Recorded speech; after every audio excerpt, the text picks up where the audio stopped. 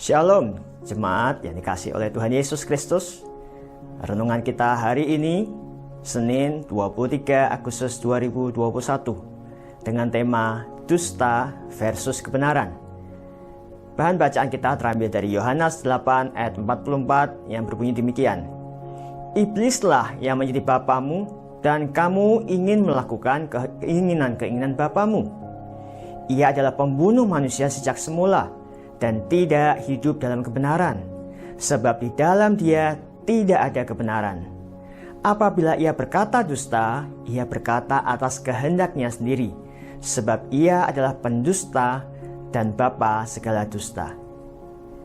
Bagi Anda yang ingat, di awal tahun 90-an ada sebuah lagu berjudul Jangan Ada Dusta di Antara Kita, yang dipopulerkan oleh penyanyi legendaris Brury Marantika dan Debbie Yule, dan sempat menjadi hits pada zaman itu.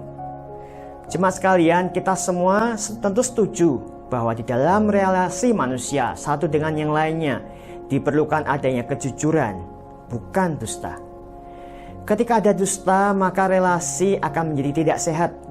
Muncul saling curiga, hilangnya kepercayaan, dan pada akhirnya akan saling menghancurkan satu dengan yang lain. Sedihnya, dusta dalam realita kehidupan kita sehari-hari masih sering kita dengar ataupun kita alami. Penipuan oleh rekan kerja di kantor, penipuan online, atau kebohongan yang terjadi di rumah kepada orang-orang yang ada di dekat kita. Contoh sederhana, ketika kita ditanya, "Sudah makan belum?" Kita menjawab, "Sudah." Padahal sebenarnya kita belum makan. Apapun alasannya, dusta tidak semestinya ada di antara kita sebagai anak-anak Tuhan. Mengapa demikian? Karena dusta adalah pekerjaan iblis. Yesus dengan tegas berkata bahwa iblis adalah pendusta dan bapa segala dusta. Iblis tidak hidup di dalam kebenaran, sebab di dalam dia tidak ada kebenaran. Itulah sebabnya kepada orang-orang Yahudi, termasuk di dalamnya ahli-ahli Taurat dan orang-orang Farisi yang mendengarkan pengajarannya pada waktu itu, Yesus menegur dengan keras dan berkata, "Iblislah yang menjadi bapamu, dan kamu ingin melakukan keinginan-keinginan bapamu." Yesus tahu niat hati mereka. Di dalam mendengarkan pengajarannya bukanlah untuk mencari kebenaran, namun sesungguhnya dimotivasi oleh iri hati, mereka justru sedang mencari kesalahan-kesalahan, sehingga mereka memiliki alasan untuk menuduh dan membunuh Yesus.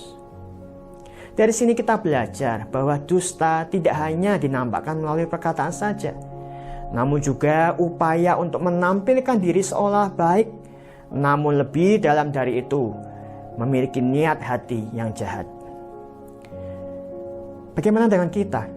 Ketika kita memilih untuk merangkul dusta, sebenarnya kita sedang menolak kebenaran karena kita meniru sifat dan perbuatan iblis.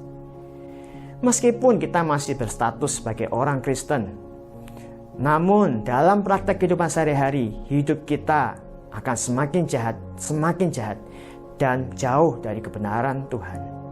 Firman Tuhan tidak lagi menjadi pedoman dalam hidup kita. Oleh karena itu, mari kita belajar untuk menjauhi dusta.